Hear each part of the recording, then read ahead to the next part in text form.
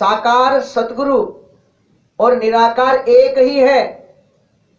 जैसे बर्फ और पानी, बर्फ लिक्विड है और बर्फ जमा हुआ है और पानी लिक्विड है, मगर एक ही है।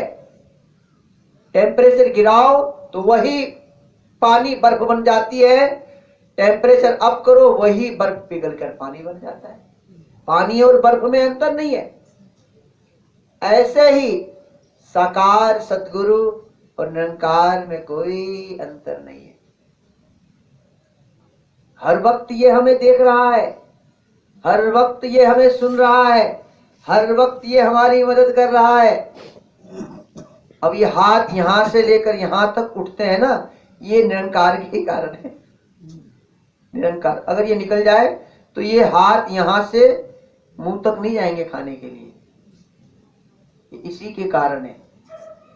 अगर संगत में आ पा रहे हैं ये भी इसी के कारण है, सुन पा रहे हैं ये भी इसी के कारण है। तो सासंगत सिर्फ हमने मन को ही मनाना है।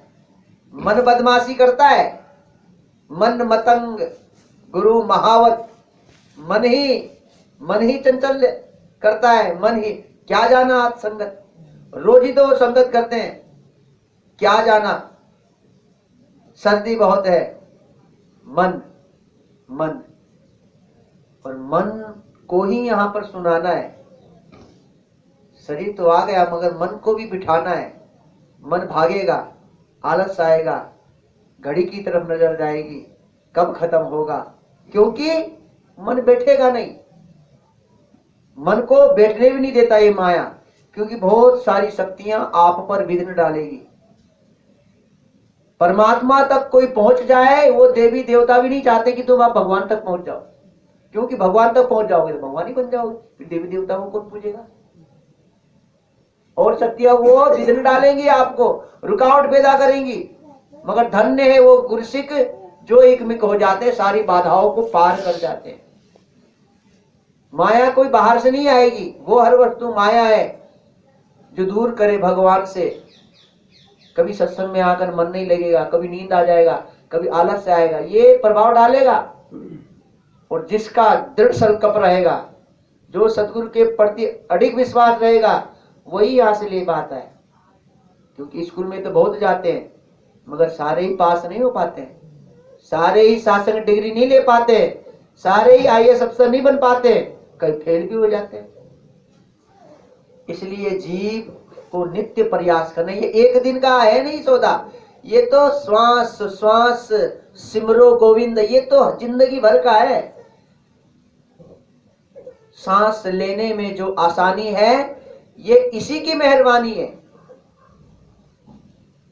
सात्संग इसलिए सात्संगत नित्य प्रति सत्संग में आना जरूरी इसलिए है कि कलयुग का प्रभाव बढ़ रहा है। कलयुग का प्रभाव बढ़ रहा है तो सत्संग सेवा सिमरन भी बढ़ाओ, और कोई तरीका नहीं है। माया से कोई बच जाए, देवी होसा गुणमयी मम माया दुरुत्याय, माया मेता तरंती ते। हे अर्जुन, मेरी माया से कोई बच जाए नामुमकिन। मान मुनवर गले, मान मुनि को खाए। माया से बचना, भगवान का कोई मुकाबला कर सकता है? भगवान, ये माया भगवान की शक्ति है, भगवान की ताकत है, और भगवान की ताकत से कौन टकराएगा? कोई नहीं बच पाया। पराशर ऋषि 88,000 साल तक तपस्या करके आया, मायाग्रस्त हो गया 88,000 साल तक।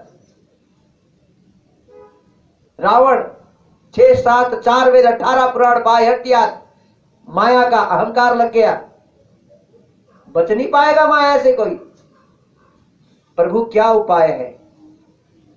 बस मेरे शरणागत हो जाए, मेरा भगत बन जाए, मेरे पर आश्रित हो जाए, और जो मेरा हो जाता है फिर माया उसे प्रभाव नहीं डालती। नहीं तो आजमा लो, जाओ देखो, राजपिता जी ने कहा क्या हो, देखो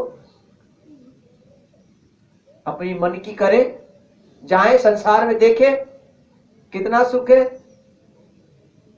आखिर शासन लौट कर यहीं आना पड़ता है। सुख किते न मिलदा, सुख मिलदा सतगुरु की शरणी। क्योंकि ये ज्ञान आत्मबोध है। ये ज्ञान जब सतगुरु ने दिया तो कह दिया कि तन मन धन ये आपका नहीं है, इसे परमात्मा का समझकर इसका इस्तेमाल करना है। फिर भी हम इस तन मन धन को अपना मानते हैं। फिर सदगुरु दयालु है कि इसने हमें दे दिया, इस्तेमाल कर दिया। आपका नहीं है मगर इस्तेमाल करो। ये घर आपका नहीं है, इस्तेमाल करो। फ्रिज आपका नहीं है, इस्तेमाल करो। सब कुछ इस्तेमाल करने के लिए दे रखा है और हम उसका कब्जा करके बैठ जाए। भाई तुझे इस्तेमाल करने के लिए महात्माओं ने दिया है, आओ महात्मा बैठो, ये आपका ये सोफा हो, इस्तेमाल करने के लिए दिया। अब मैं सोफा ही लेके चला जाऊं घर से आपका, तो अच्छा है ये। तो परमात्मा ने हमें सब कुछ ये इस्तेमाल के लिए दिया है कि आपका नहीं है, मेरा समझकर इसका इस्तेमाल करो। इसलिए कहा जाता है कि मन को ये बात समझाओ कि हम किराए के घर में बैठे, ये शरीर किराए का घर है, ये सबका चला जाएगा। और ये घर पुराना भी होता है, पुराना भी होता है, रिपेयरिंग भी होता है, मगर हम किराएदार है, बैठने वाले, मकान नहीं है। ये सारे मकानों में बैठे, देखो इतने सारे मकान है, ये भी मकान है, ये शरीर का मकान है, ये आत्मा का मकान। ये सारे देखो, कोई 2.5 साल का, 3 साल का, 20 साल का, 18 साल का, मेरा जैसा 49 साल का, मकान में बैठे हुए हैं।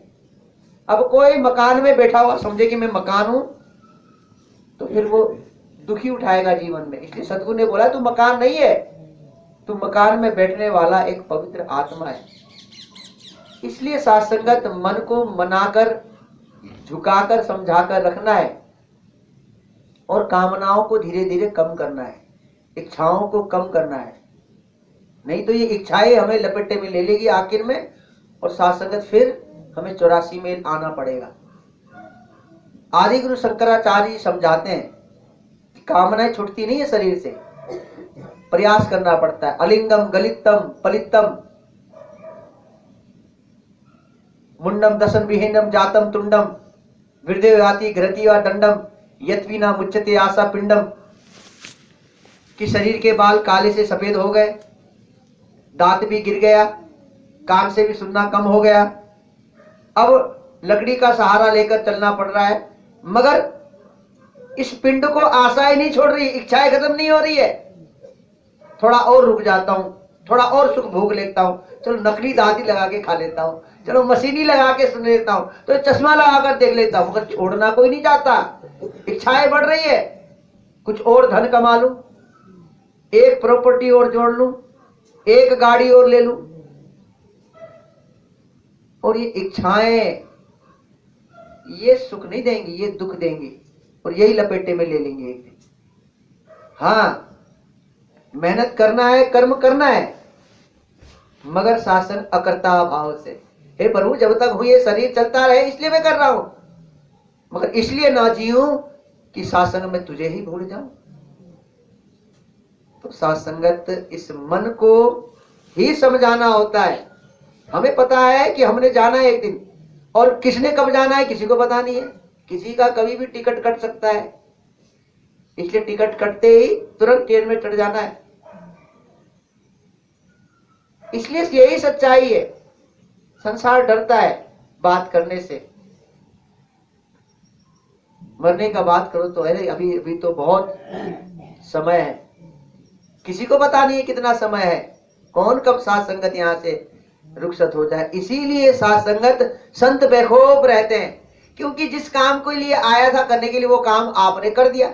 अब तो बोनस में मिला है, वो भक्ति कर रहे, सेवा कर रहे, सिमरन कर रहे, आनंद ले रहे, संसार का सुख भी भोग रहे हैं और आनंद भी ले रहे हैं। मगर जो काम करना था वो कर लिया, अब वो जाना भी पड़े तो घबराना नहीं है, क्योंकि जिस काम के लिए आए वो जाए। आगे पीछे तो जाना है सबने, कोई 80 साल में जाएगा, कोई 60 साल में जाएगा।